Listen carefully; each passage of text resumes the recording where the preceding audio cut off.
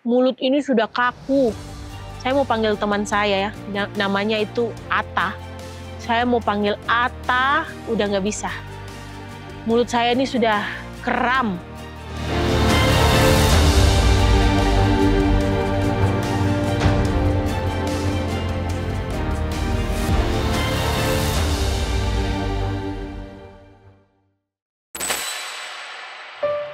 Kami ada beberapa ibu, sekitar 12 ibu.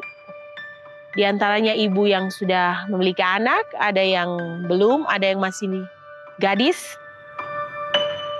Kami akan melakukan ekspedisi ke Puncak Kartens untuk memperingati Hari Kartini dan juga hari ulang tahun dari perusahaan kami. Saat kami akan naik ke Puncak Kartens, kami harus melakukan begitu banyak prosedur. Di antaranya yaitu prosedur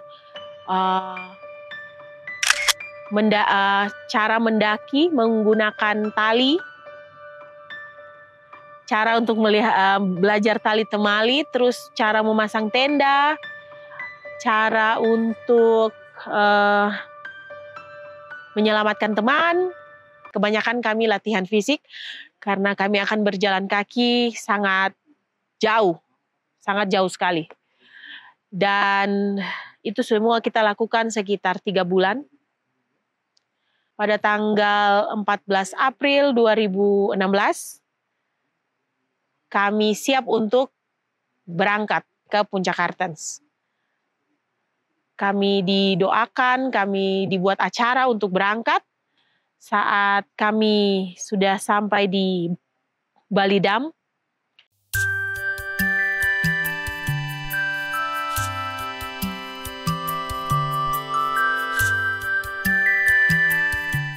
di Balidam itu kami harus jalan sekitar setengah hari baru sampai di tempat di mana kami akan istirahat.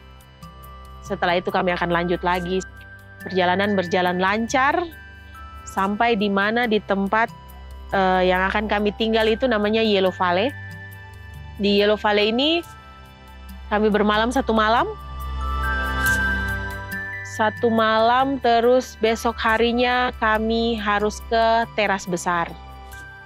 Sampai di teras besar, kami harus bermalam lagi di situ 1 malam. Besok harinya baru kami ke Puncak Kartens.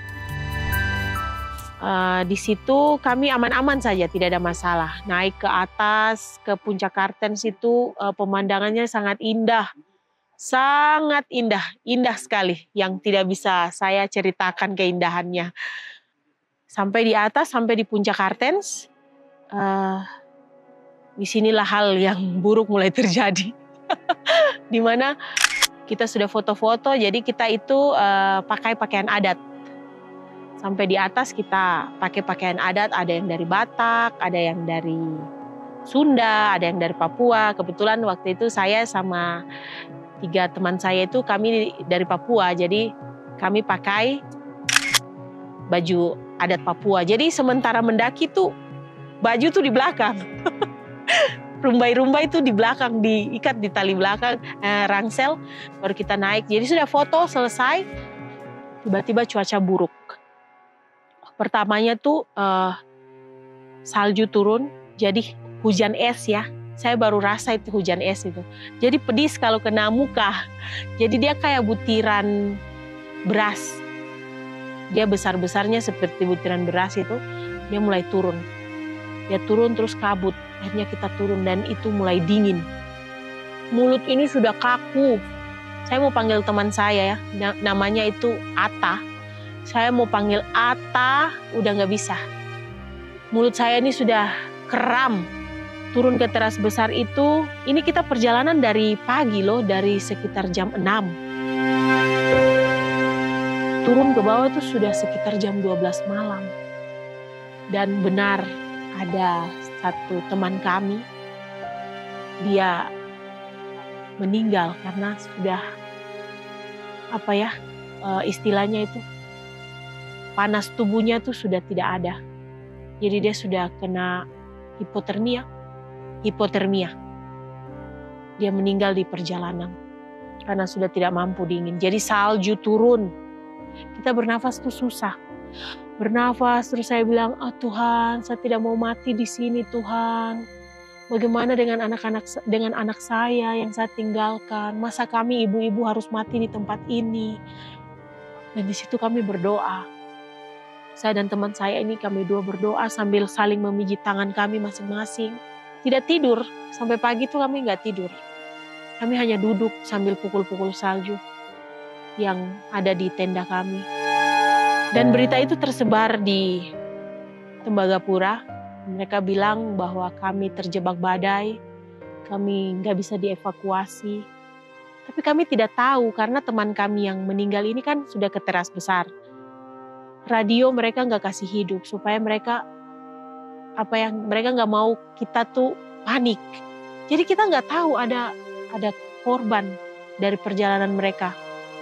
Tapi satu hal yang luar biasa yaitu kita bisa menyaksikan salju itu.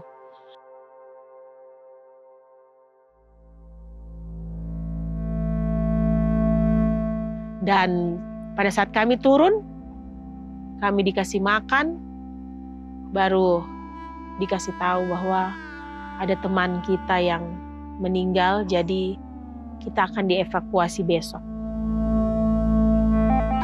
Tuhan bisa menyelamatkan saya. Saya pikir kalau sampai malam itu saya ikut dengan rombongan yang turun ke Yellow Valley, mungkin saya salah satu orang yang mungkin tidak akan hidup.